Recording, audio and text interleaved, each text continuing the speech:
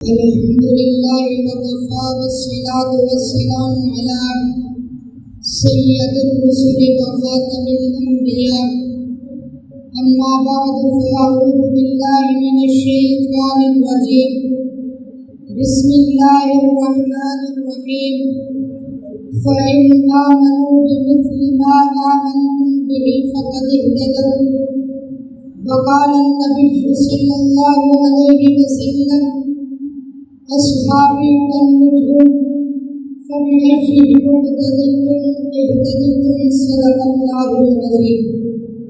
وہ چاند جو روشن ہوا بتہا کے افق پر، وہ چاند جو روشن ہوا بتہا کے افق پر، اس چاند کے تابندہ ستارے ہیں صحابہ۔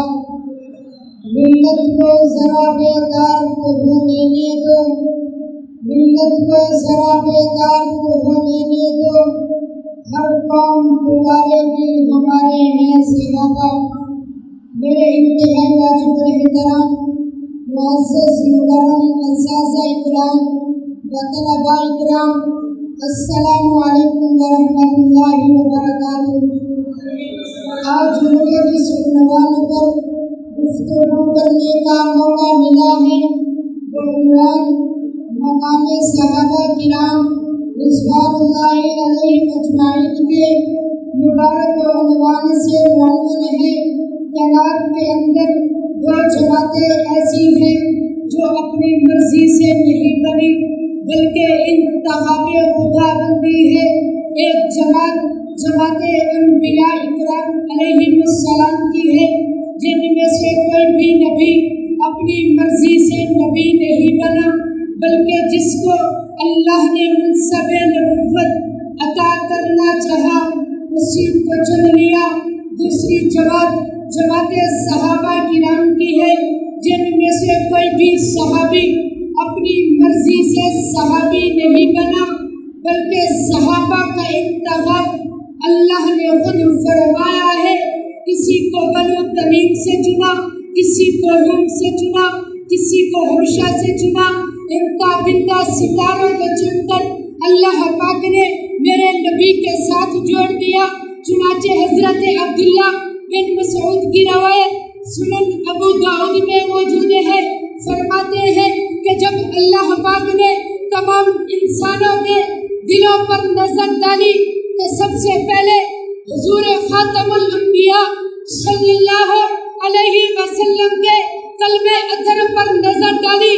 تمام دلوں سے بہتر آپ کے دل کو پایا تو اپنی نبوت و رسالت کے لیے چن لیا۔ دیگر تمام لوگوں کے دلوں پر نظر ڈالی تو سب سے بہتر صحابہ کے دل کو پایا نبی کی نبوت کے لیے اور اپنے دین کی نصرت کے لیے میرے صحابہ کو چن لیا۔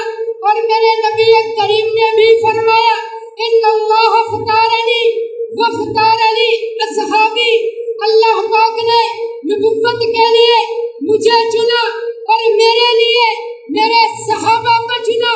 معلوم ہوتا ہے صحابیت بھی انتخاب خدا بندی ہے، نبوت بھی انتخاب خدا بندی ہے۔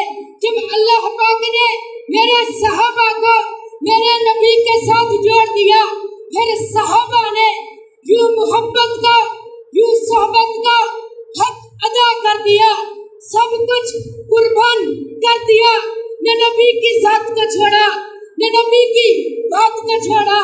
اس کو ایک مثال سے سمجھیے نا، ایک ہے آفتاب نبوت، ایک ہے آفتاب فلکیت۔ جب آفتاب فلکیت طلوع ہوتا ہے، طلوع ہوتے وقت اس کی کرنیں تھوڑی ہوتی ہے، کرنیں تھوڑی ہونے کی وجہ سے ہر کوئی اس کی طرف نظر اٹھا کر دیکھ سکتا ہے، ہر کوئی اس کی طرف نظر بھر کر دیکھ سکتا ہے۔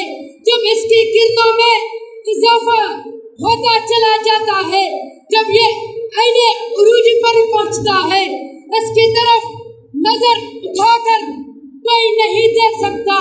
اسی طرح جب آفتاب نبوت بھی مکہ کی سرزمین پر طلوع ہوا تھا، اس کی کرنیں تھوڑی تھی، کرنیں تھوڑی ہونے کی وجہ سے ہر کوئی تانا و تسلی کا نشانہ بناتا تھا، کوئی شاعر کہتا تھا، کوئی مجنون کہتا تھا۔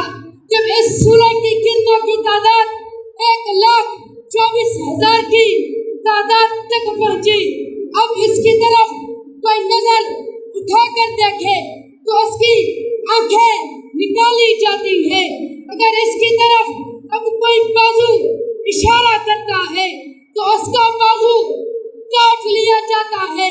میرے نبی کریم نے فرمایا، لوگوں میرے صحابہ کی طرح ایمان لاؤ تو کامیاب ہو جاؤ گے۔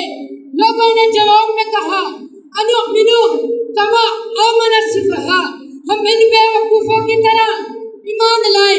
اللہ پاک نے انہی کے ان کو الفاظ لوٹاتے ہوئے فرمایا، الا انہم هم السفہاء ولکن لا یعلمون، تم میرے صحابہ کو بے وقوف کہتے ہو، میرے صحابہ بے وقوف نہیں، بے وقوف تم خود لوگ ہو جو میرے صحابہ پر انگلی اٹھاتے ہو، بے وقوف تم خود لوگ ہو جو میرے صحابہ پر تانے کرتے ہو۔